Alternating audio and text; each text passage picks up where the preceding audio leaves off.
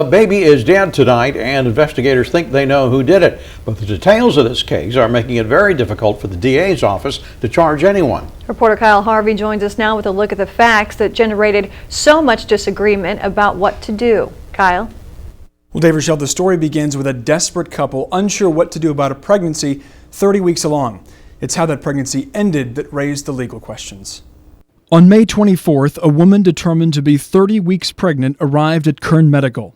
And according to a search warrant affidavit, she delivered a baby girl who had traumatic injuries, including a fractured skull, which led to the child's death. Medical staff noted severe bruising on the woman's stomach, something she first attributed to a fall, but medical staff called police.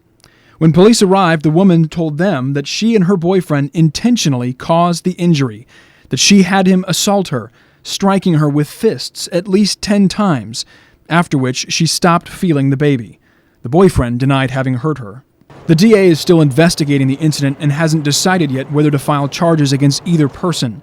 But advocates we polled today on either side of the political divide agreed this is not the way things should be. Jennifer Bloomquist of pro-choice Kern County said there are options, and education about those options is key. Abortion, adoption, keeping the child, all these issues come into play in this, and it's just an all-around unfortunate incident. I had Bloomquist read over the court papers I was reading. What can we do, I asked, to keep something like this from happening? It's a sad story, she told me, one that demands two things. By offering greater access and even funding for abortions, safe and legal abortions, not induced miscarriages. Of course, we don't want anyone to suffer violence. I had Mary Lee Schreider at Right to Life Kern County read over the same court papers. I was shocked and I wanted to burst into tears. It's pretty sickening to read. Abortion, she countered, is very accessible in California, and there's a deeper issue. Even if she thought of it, what kind of man would say, yeah, I'll punch you in the stomach till the baby's dead? Right to Life supports adoption and safe surrender and a higher view of life. The baby is a human being or she's not.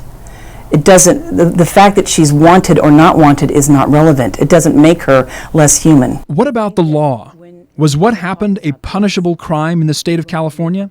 Schreider sees murder. They deliberately plotted to, decided on, and took the life of their preborn baby, a baby that could have easily lived outside the womb. I don't know what else to call it. It's hard to say on this. It's such a gray area case. Bloomquist isn't so sure, but hypothetically, would she agree if the DA were to argue for murder? If that is what the DA chose to do, I would trust their judgment. But again, like I said, we don't have all the facts, and there's no way that I personally could make a call on this case without knowing everything that was happening. California law allows for abortions up to the point of viability. This baby likely would have been viable. But the law on murder protects people who kill a fetus if they have the consent of the mother, which may have been the case here. But what if the child was born barely alive? Do abortion laws apply? The DA's office is still waiting for the coroner's report before making their final decision. Reporting live in studio, Kyle Harvey, Eyewitness News.